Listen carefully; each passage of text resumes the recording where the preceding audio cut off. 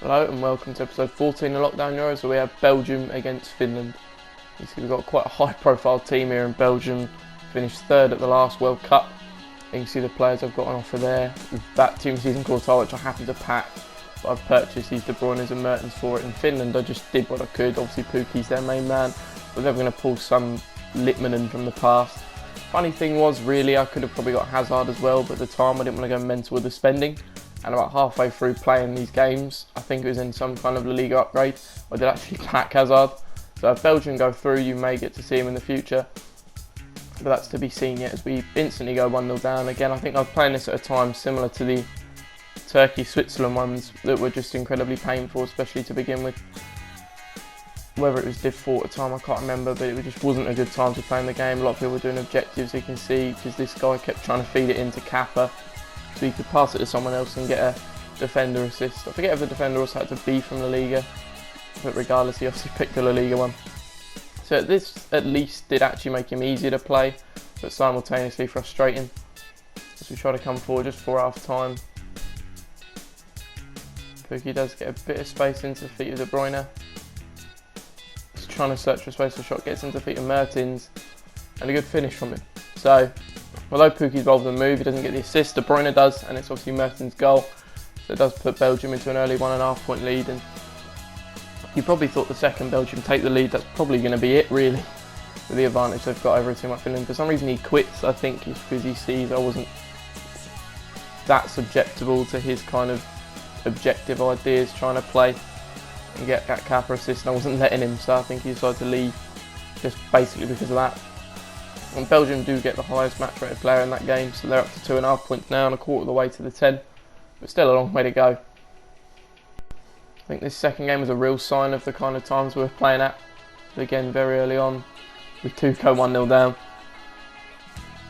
And he doesn't stop there either, as Smolov interfered Berice, which again, I guess he was trying to do a similar thing with the assist, although for some reason decided to shoot with him instead. And the finishing was never going to be too great from the left back. I don't know if he succeeded there getting the assist he wanted. I believe he did. I thought it might have been offside at the time, but yet now 2-0. So it was a horrible time to be playing. Everyone grinding for that Region, who's I think still there for some reason. Why they made the objective for him so long, I don't know. We do get a bit of space for Mertens there, and unfortunately for us, he does hit the post. So at the time, he probably felt like one of the only proper good players. De Bruyne probably was also good. It's just the fact that he was stuck out on the wing, kind of wide cam, not exactly where I would have wanted him. So in the future, like I'm saying, if Belgium do go through, which you probably hedge your bets on, I can play play Hazard on that left wing and just De Bruyne at centre mid, so he's central where I want him. Because at cam, he was struggling, not obviously just cam, the fact it was wide cam.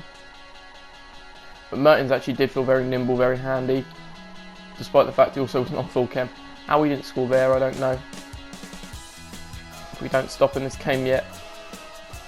Again, we get Witzel through this time, but the angle was too tight for him to finish past the keeper. You want to talk about how did we not score there earlier? How about this one? Just had to get the shot away. We couldn't get to the ball before the keeper, and it spins off for a corner, which nothing really came from. A lovely bit of footwork here from Mertens is what I mean. You can see he played like he was capable in amongst a load of players who weren't feeling that way. Mostly from the finish side, but I don't want to take dumps on him too hard. Somehow holds onto the ball there. I thought I'd have won it back. Goes down our left hand side here. Manages to get the ball in front of our fullback there. The initial shot is saved. Shot is saved, but it falls back to Smolov to put it into a rather open net, and that'll be 3-0 just before the final whistle, which we get here. So as I said, a very painful time. At the time, I literally really did not want to be playing. I think that I kind of made that my last game of the day, just because of the way the circumstances were. Belgium run off with the highest match rated player again, this time being out of RL. 3-0 loss, I don't know how, but we'll run with it. In this third game here, he's decided to play the Simon up front.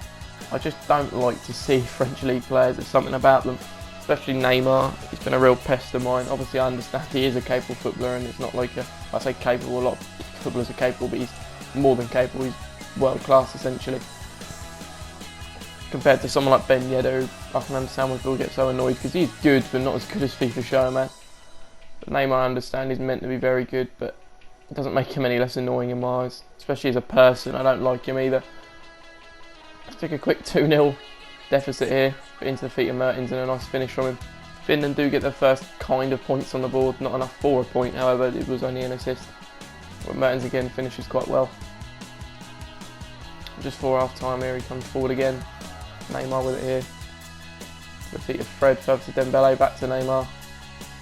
Drag back as if I'm surprised, and he finishes. I mean, it was alright play from him, but as you can see here, every shot he's taken has gone in. So I was always going to be a bit hampered if his players are capable of stuff like that. I'm trying to deter him in the box here. Simon trying to find a way through, just twisting and turning. Gets the feet of his sacred Neymar. Fortunately for us this time, does hit the post. We're down the right side. You see what I mean by De Bruyne here. A lot of the time having to cut back and play the simple pass because he just hasn't got the pace to threaten out wide. So hopefully I can get with the centre mid if Belgium or other people to progress. Who at this point is looking like it will be. At the halfway mark almost. We get into feet of Hetemai here. And that goal purely was Finland. I think it was Uranen who set it up. The feet of Hetemai. Finishes quite well for the Silver. Again, he was another one who has not got the pace to be playing at Cam, but Finnish wide players don't really exist, so he squeezes one in the near post there. Again, not much I can do. If he shoots, he scores essentially, besides that one post hit that you saw. And that's all she wrote for game 3, so we'll look at the highest match rated player to see what happens here. And it is Belgium again, I believe it is Mertens this time. Scoring with his only shot. So it does move Belgium past the halfway mark up to 5.5 points. And in this fourth game here, I'd like to see a little Palacios and Havertz. I'm on board with that. They're in my team for, or one of the teams I use in Champs. I use 2 because I am a fan of Leverkusen, and especially heightened at this time where Bundesliga on the only major leagues playing. Do slip through Pukki here, and he finally takes the chance that we give him. You haven't seen too many chances from him. Either 1, they weren't worth seeing, or 2, a lot of the time he got tackled just before he was able to do anything. A bit disappointed that Courtois let that in at the near post, a bit of a pro clubs finish. But it's happened now. Again, he tries to find that near post angle and does. So Courtois let me down. It might have been a whole 7 chem example because when I use him in Champs, he actually bails me out quite a bit. We finally come forward here. Out wide to Hetemai. The keeper does close down the angle and we can't score there. Again, he's twisting and turning with Havertz this time into Fitty Callahan. And he's not going to miss them there. It's a sitter of a finish really. The keeper's in the way, but you just knew it was going to be a goal regardless. We can't complain too much of the stats. We are just getting peppered. We come forwards again here in the second half. Ansu Fati this time, back into feet of Brandt. First time finish. Brandt was also someone I was using in Champs for a short while, got him as a red pick. But he has since lost his pace to a red pick I got by the name of Antoine Griezmann, 96 raid. He hasn't been like crazy with the performances. I struggled to kind of fit him in as I changed the tactic to a 4-4-1-1 in game. And at left mid he doesn't seem to get involved too much. I would stick to the normal 4-3-2-1 the formation starts in. But Fekir is a kind of left centre mid. I feel like I'm wasting him there as well. Quickly again, you'll see what I mean. I haven't really got the capability of getting or taking chances. A faster player might have been able to open up a bit more space and make a better opportunity for himself. Courtois, decent save there. And we are one square at forward. Out wide to Mertens, who races to try and keep it on the field, which he does. Let's see what we can do from out wide to here. Manages to cut inside. He cuts inside of his man again. The first shot is safe, but falls back to him and he gets the rebound. And since there was kind of no contact besides the save between the kick out from Courtois and the goal, they do actually give Courtois the assist for that. So it does move Belgium up to 7.5 and into the final quarter, which they've now advanced even further into with the Mertens man of the match. And they're only a 1.5 from winning. Finland a long way back. So it's kind of looking dead and buried at this point.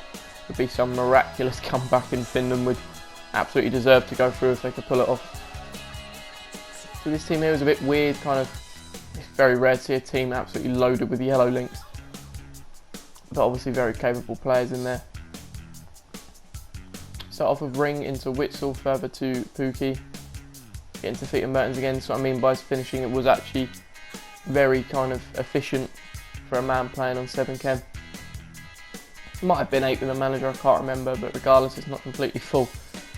Now, forget back in the day, you kind of saw off chem as not at their best, which is arguably true because it's not the best their stats can be, but it's still a boost on their normal.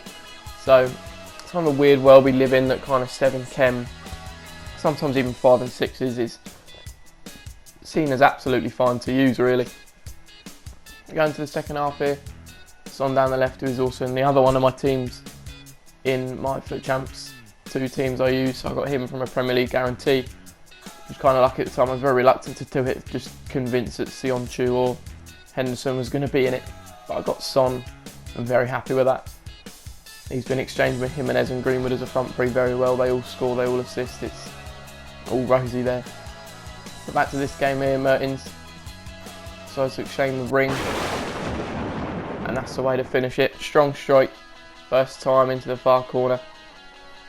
And Belgium, obviously being a very high profile side, as I said, 3rd in the World Cup, probably top 10 in the world rankings. The world rankings is a bit iffy at times. You can see Poland sneak into top 10 sometimes. But it is actually, despite, as I say, being quite a high profile and high talented side, it is Mertens that pulled them through it, as you'll see in the confirmation of the result here. He did actually score all 5 goals for Belgium, and that's the only goals they scored. Pukki snuck in 2 assists, which weren't bad from him, but there is a chance of going through as a 3rd place or best 3rd place finish, but that would kind of just be the best runners up, which I think maybe stand a half chance with 4 points, but I maybe don't see it coming. See there, Belgium have won. Next episode is Russia versus Denmark. Thanks for watching, and I'll see you next time.